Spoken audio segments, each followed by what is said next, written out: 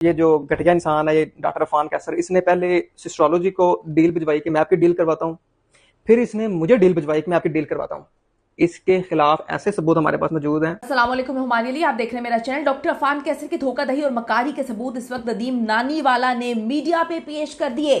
डकी भाई पर case doctor Affan कैसर ने करवाया। पहले केस करवाते हैं, पहले जो है पकड़वाते हैं, उसके बाद पैचअप के लिए पैसे की डिमांड करते हैं। टिकटॉकर्स पर वाहियात इल्जाम लगाकर उनको गंदा करने वाले डॉक्टर अफान कैसर ये तो खुद ही दोगले निकले। ये नदीम नानीवाला कह रहे हैं सिस्ट्रोलॉजी से डील और मुझे ऑफर करवाई गई। नदीम नानीवाला यानी कि नदीम मुबारक ने तहलका खेज इंकशाफात कर दिए और चट्टा खट्टा खोल दिया है, पोल खोल दिया है। अवाम नीचे लिख रही है कि ये क्या असल चेहरा है, आपकी असलियत ये है। आज की वीडियो बड़ी खौफनाक होने जा रही है क्योंकि आज उस पर इल्ज़ाम लग रहे हैं जो बैठकर फुटेजेस खाते हैं और पूरे के पूरे पाकिस्तान पे इल्ज़ाम लगाते हैं। ये इस वक्त अवाम सवाल कर रही है, अवाम जानने की कोशिश कर रही है कि क्या ये सच है। हम जो है आज की वीडियो में इस पर बात करने जा रहे हैं। रिक्वेस्ट है चैनल को सब्सक्राइब करें, इससे हमारी हौसला अफजाई होती है। मकबूल टिकटॉकर नदीम नानीवाला ने डॉक्टर अफान कैसर जो कि डॉक्टर भी हैं, उनके सोशल मीडिया पे बहुत ज़्यादा फ़ैन फॉलोइंग है, लोग उनको पसंद भी करते हैं और ज़्यादा जो है वो कंट्रोवर्सीज का शिकार नज़र आते हैं। अब उन पर बड़े ही संगीन इल्ज़ामात लगाए हैं, यानी कि पहली बार डॉक्टर अफान पर वो इल्ज़ामात लगे हैं जो वो टिकटॉकर्स पे लगाते थे, जो वो टिकटॉकर्स की पर्सनल या ज़ातियात पे बात करते थे, उनके कंटेंट पे बात करते थे, सोशियोलॉजी पर बात करते थे। उसके बाद वो सनसनाहट वाली गर्ल जो है उस पर बात करते थे और बड़ी अजीब व गरीब किस्म की बातें करके उन्होंने अवाम की तवज्जो हासिल की और अवाम को बताया कि जी ये तो ऐसे लोग हैं। लेकिन नदीम नानीवाला ने तो कुछ और ही कहानी सुना दी है। वो कहते हैं कि जो additional director NCCIA Sarfaraz Chaudhry हैं, उनको मारूफ यूट्यूबर सादुर रहमान और मारूफ डकी भाई पर FIR दर्ज करवाने का मशवरा किसी और ने नहीं बल्कि डॉक्टर अफान कैसर ने दिया और फिर डील की पेशकश की।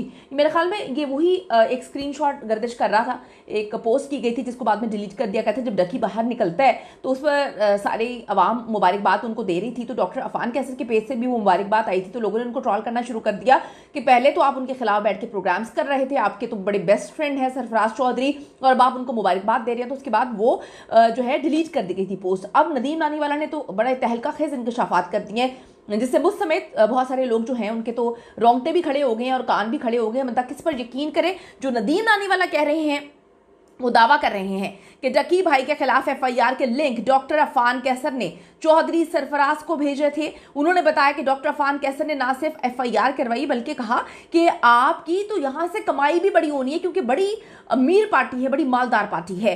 ये पहला मौका नहीं जब डॉक्टर अफान कैसर जो है वो कंट्रोवर्सीज का हिस्सा बने हों, लेकिन इस बार इल्जामात जो हैं वो बहुत पेचीदा हैं, वो बड़े खौफनाक हैं, वो कानूनी हैं और अगर सबूत सामने आ जाते हैं तो मामला जो है वो बिगड़ भी सकते हैं। नदीम नानीवाला ने मजीद कहा कि अफान कैसर ने पहले सिस्ट्रोलॉजी को डील की पेशकश की और बाद में मुझे भी ऑफर की कि मेरी डील करवाता हूं। उन्होंने दावा किया कि इसके खिलाफ ऐसे सबूत मेरे पास मौजूद हैं जो वक्त आने पर सबके सामने पेश किए जाएंगे कि ये किस तरह का इंसान है, ये किस तरह की हरकतें करता है, इंतहाई अखलाकियात से गिरी हुई हरकत करता है।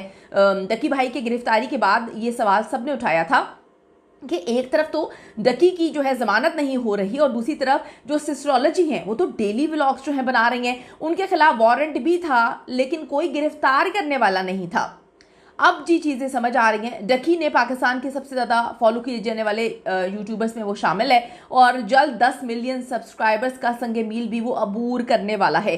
उनको अगस्त में मुबैना तौर पे जो है वो जुए की तशहीर की ऐप्स के प्रमोशन के इल्ज़ामात में जो है वो गिरफ्तार किया था। तकरीबन 3 माह तक वो जेल में रहे।